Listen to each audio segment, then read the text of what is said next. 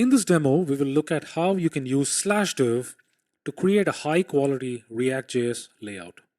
Before that, if you haven't already signed up for SlashDiv, please go to slashdiv.com to create an account. For this demo, we will look at how you can create everyone's favorite to-do app. This is the design that I've put together for the to-do app on Figma. So it contains an app bar with a title, an avatar button on the right, a left sidebar which contains a bunch of actions. The main content contains a button to create a new to-do, a text box to enter the to-do, and a list of to-dos, each with a set of actions. So let's look at how you can use SlashDiv to construct this entire UI without writing a single line of code. So let's get started. Okay, so I am logged in to SlashDiv. Let's go ahead and create a new page. For this demo, we will use the Material UI framework. So this is the editor of SlashDiv that allows you to lay out the UI. So right now, there is nothing that's been added to this UI. Let's first name our project as Tada To Do. And the first thing that we want to do, so let's go back to the design. What we want to do is to create an app bar with a title and an avatar button on the right. So in order to add components to this page, this button gives you a bunch of options, and this is the component groups from Material UI. You can select and add any of them. So let's search for an app bar and add it to this page. So as you can see, the app bar got added to the document root, and we also add a toolbar automatically, which you can disable if you don't require it, because this is the most common way of using an app bar. Within the app bar, we are now going to add a typography component that will display the title. Let's go ahead and change the text.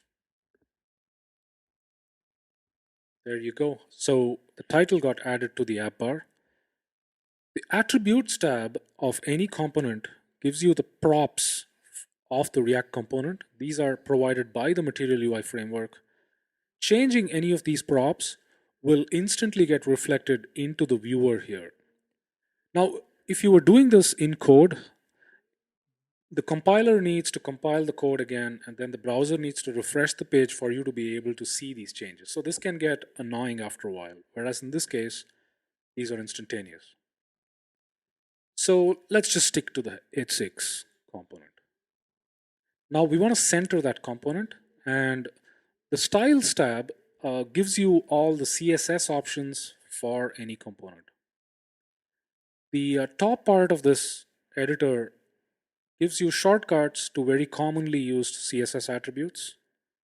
And if you look at the bottom part here, this is the entire list of CSS attributes that you can configure for any component. So let's go ahead and add auto margins to center that text. And that's it. Again, you can see that the changes get instantaneously reflected on the viewer. Now let's add an avatar button. And we've added an avatar.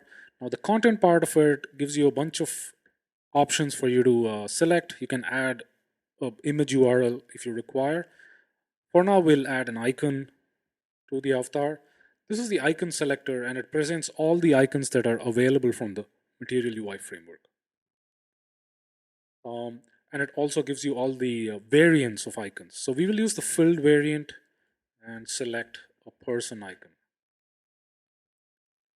And we've constructed our app bar. Now you can go ahead and change the height of the app bar if you want. Again, in the same CSS style. We can make it 120, we can make it 100, or we can leave it as it is. Let's leave it as it is.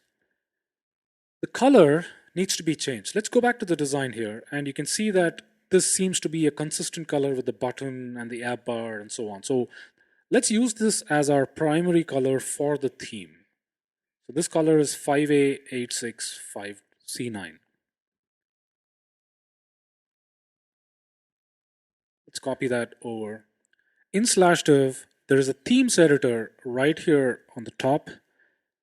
Once you click on this, it provides the theme properties of Material UI that you can configure to customize for your needs.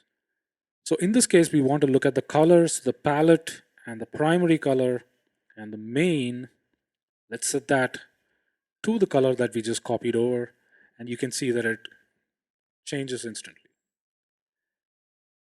So that's the app bar creation.